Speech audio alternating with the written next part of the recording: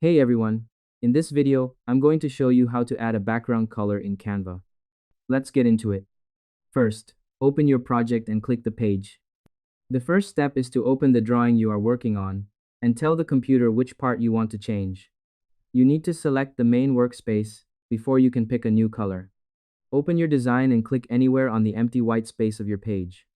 Look for a thin purple line that appears around the edges of the square to show it is picked. The computer needs to know which page you want to color. You have to click the background for your project, so the special color buttons show up at the top. Without this step, the tool won't know if you want to change a picture, some words, or the whole back of the page. Next, find the color square. You need to find the small button that opens up all the different color choices.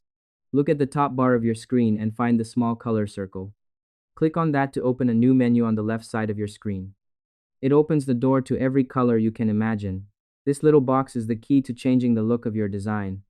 It ensures you have a full list of choices in front of you so you can pick the perfect one for the job you are doing right now. Next, pick your favorite shade. Now you can look through the list and choose the color that looks best for your design. Scroll through the list of colored circles and click on the one you want. If you want a special color, click the plus sign to move a dot around until you find the right shade. By picking the right color, you are giving your design a unique look that matches your ideas. It is the key step to getting the right output and making sure your words and pictures are easy for everyone to see against the new background. And that's it.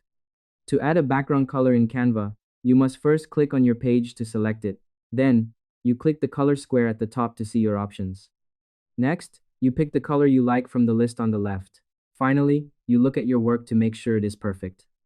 I hope this helped you out, and I see you in the next one.